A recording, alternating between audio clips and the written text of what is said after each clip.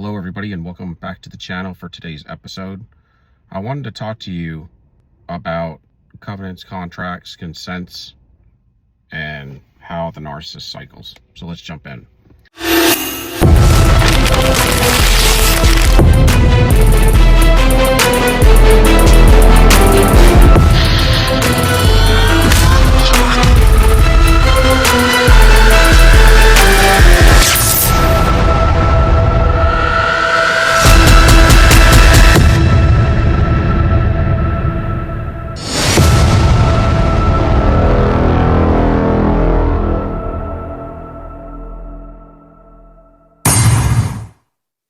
I think one of the things that helped me get through narcissism much easier for those of you that are getting hung up and aren't able to get past the trauma bond, when you start to realize, or somebody enlightens you to the fact that narcissists run on cycles, that will help you a lot.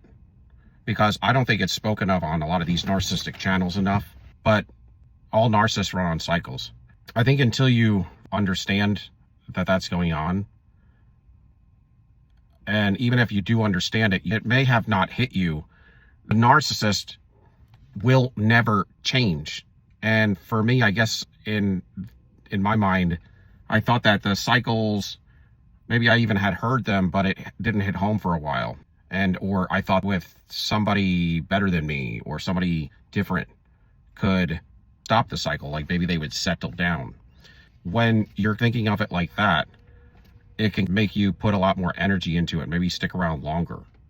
But when you come to the understanding, the narcissist, if they're running, say, a 3 or 4 month cycle with you, and then they leave you, or you can't take anymore and you discard them, it's not going to get any better. They're going to do that for the rest of their life. They're always going to run 3 to 4 month cycles and have to break up with whoever that individual is, because they form these habits of doing this, and a habit is hard to break the older you get.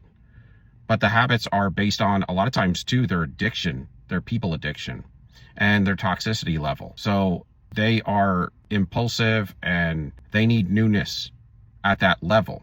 So basically after 3 months maybe, or 4 months, whatever their cycle is, they can't put any more fuel into it. They can't fake it anymore, or they can't keep you any longer. It's like this: if they don't break up with you, you're going to probably end up breaking up with them during that time period, because they're going to be so horrendous. If that's their cycle, then it's almost like they probably don't even have any control over it. It's probably the entities in control of them force this to happen. And if you continue to stay in it, if it is up to you, because a lot of times you'll find yourself discarding them every time because you can't handle any more of the abuse. It's so thick, y'all. If the narcissist was willing to still stay with you, then if the entity is ready to jump to another individual because they need fresh meat, they need more fuel. So it's not just the lustful desires of the individual, but it's the lustful desires of the demonic entities that control the individual as well. When those things are ready, then if you continue to stay with the narcissist, then they would just amp up the evil, the hatred, and the abuse until you would have to fold. It would probably get so hurtful to you, it would be impossible for you to stick around anyway. But if they run 3 to 4 month cycles, then they're like clockwork, y'all. And it's not going to change for them. If anything, it may get shorter, because the older they get, the more toxic they become. And even in that period of time, you'll find they're cheating on you because they have to, because they're like a salesperson, real estate agent. They have to keep this open pipeline. If that's all they do for a living, they need to bring home a good paycheck. They're going to have to always be working. If they run into somebody at the store and they want to buy a house, they're going to get their information. They're going to try to work on finding them a house. Or if somebody they meet at the bank wants to sell a house, then they find out and they're talking to them. They're going to get their information and they're going to find a way to sell that property. So they're always a salesman or an individual that works off commission. They have to work 24 hours a day. And sometimes it brings home a lot of money. But what they do, how much they have to put into it. Sometimes they're working all the time. They're working at night when you're sleeping. They're up when you're waking up. They already have been up, maybe on the computer or whatever. Well, just change that out for a narcissist. When you're sleeping, they're talking to other forms of supply, setting them up for the future. Because why? They got to keep the pipeline open. For them, it's fuel. For them, it's validation. For them, it's them putting their fear in you.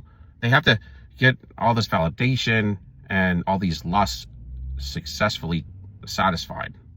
They have to keep this pipeline open. So they're going to be working on supply, the next form of supply. When you're sleeping, they'll be awake. When you awake, they'll be awoke already, and they'll be doing the same thing a salesperson would be doing. They're either on the computer, on their phone, or talking to somebody to get things prepped for the future. Keep the pipeline open. If they meet somebody in the grocery store, they're going to get their information because they were flirting with them. If they meet somebody at the bank, they're going to get their information, they're going to flirt with them. So this is how it works. They're a salesperson that's constantly open to making a deal so they can keep their pipeline open, because if they don't get paid, they don't get a hourly paycheck. So they have to work all the time, and sometimes they might bring home a bunch of money some months, and then some months they might be dry.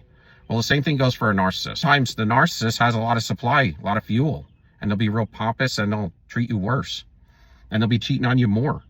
And then there'll be times where they're dry and they can't find anybody to go out with them. And then they're going to be hanging on to you like a ball and chain and sucking from you until you start getting gray and ashen, if God forbid. This is how it works with the narcissist, and it doesn't change. If they run 3 to 4 month cycles, they're always going to run 3 to 4 month cycles. If they're cheating now and they all cheat, they're going to be cheating more later. All narcissists cheat. And the one that may not would be the borderline, and they'll cheat too. It's just depending on how much validation you give them and security and safety.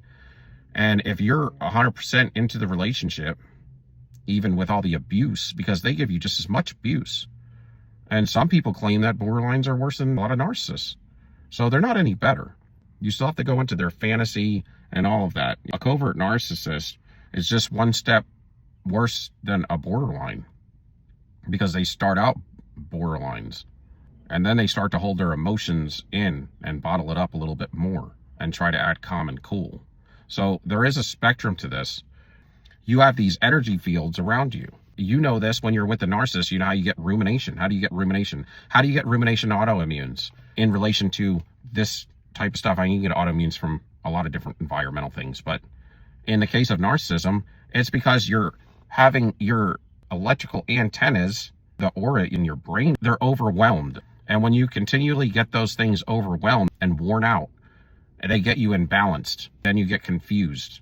When you get imbalanced and you get confused, it just adds to it. You got to get a break. And they get you fighting yourself because your intuition's telling you it's not a good relationship. Your intuition, your body, your whole body and your spirit is telling you, no, you can't do this. And you're doing it anyway. First, it starts out with the red flags that you're running over, the seduction that comes along, and the love bomb that comes along with it, where they're overly flattering you. It gets you to tamp down all of your intuition and all of your defensive mechanisms and run them over. You have formed now an opinion of them, in your original opinion, which was a good one. And a lot of times your mind and your brain is the laziest organ system. That's what it's known for. And so you never go back and want to reassess who they are now. And if you have a connection with them, say the trauma bond, which you think is love, and the addiction that comes along with that, and the hot and cold, well, what happens? You deny it even more. And you care about somebody, you're going to deny yourself at some point. Or if you think you care about it, they say we don't really love them, it's the trauma bond. But even if you don't know too much about a person, they do walk you into pouring out so much fuel. Whether you know anything about them or not, this sounds pretty sad, but whether you know anything about them or not, you still feel, in some cases, felt for them. And I think that's what a lot of us walk away with. We still know that there at least was or is pieces of humanity there. And at one point they were a whole individual. You're saddened an individual like that has destroyed themselves. And unfortunately, they'll destroy you for each and every moment in time that you're with them. Now, when you're fighting your intuition and staying with them anyway, when every defense in your body and your spirit is telling you no, well, there's a price to pay for that. And you know it's bad. And if you don't know it right up front, you know it within the first couple of months. And when you stay with something or you do something that's not good, it's like a chain, and that chain gets stronger and it's harder to break. That tie on you, like they call soul ties. What the narcissist does is they have so many sexual partners and so many people they steal energy from, and so many partners that they have sex with have so many soul ties out there. If nothing else, what makes them a bunch of pieces of people like a 1,000-piece puzzle, is they've stolen people's energy so many times, and then they had so many sexual partners. You lose pieces and you get strange pieces. That's what they're doing. You have a lot of pieces, and they have a lot of pieces of other strangers that aren't them, that are connected to them. That's why you want to have a union with one person, and you want that person to not be corrupted but equally yoked with you, because if you have pieces with them, you take pieces of them, those are love, and you have synonymous thoughts in mind, and your energy is the same, and you're teamed up together, and you have a covenant together. And this is not a contract, covenant, or consent. That's evil. It's not bad. You want it, and they want it, and you put the Lord first. Then you both look to him, and you look to each other, and you grow all together, and that's like a perfect union. But when you have somebody that hates you and you're trying to love them, they're always pulling away. They're always pulling away, and they're always trying to defeat you, destroy you, and compete with you as they're running away. They want you to chase them. They're always triangulating you as they're running, right? That's kind of what they're doing. And then they're always leaving you. And if you leave them, it's because of all of the things that they've put on you, which would be just like them running and destroying. And they're playing with you. And they have all these different people that are pieces of them now, and they've lost so many pieces themselves, because when you have sex with people and do all these things, and then you steal energy from people, you give energy to them. They're only giving negative energy away. So it's not good for that individual, but they're still carrying pieces of their DNA. These are what you'd call soul ties. And the reason why in some ways you're addicted to them is because you had sex with them and they stole your fuel and they did reactive abuse and they flipped energy with you. So they're addicted to you and you're addicted to them. And that's because you're chasing your energy that they stole from you. And when you chase your energy, it's because your body and your spirit is like, I want my pieces back that you stole from me. Something that is autonomic. It's just a natural thing for you to want your energy, to want to be around your energy, and you're going to be attracted to your energy. So that's part of how they keep you bonded, because the more time that you switch energy with them and they're carrying around, walking around with your fuel and you're walking around with theirs, the fuel in you that is theirs wants to be with them, and that's how they keep you attached. But they got to get rid of it. You have to cleanse them of their sins. That's why they have to throw all their negative energy on you. And then they take your good energy, and you have to walk around with the burden of their negative energy and burn it off somehow. Almost repent for it, because you went into covenant with them. And then while they're out there having sex and switching energy with other people, they're doing it with your energy. They're doing it with your energy. And so you want your energy back, and they're addicted to you because you have pieces of them and they have pieces of you. And you know how strong this bond is and this energetic level. It's worse than any other relationship you've ever been in. You poured more fuel out for them than you've done for anybody, because it's not supposed to be this way. Even if you love somebody, you're not supposed to pour out fuel like this, that you dump for them. You dump fuel into them.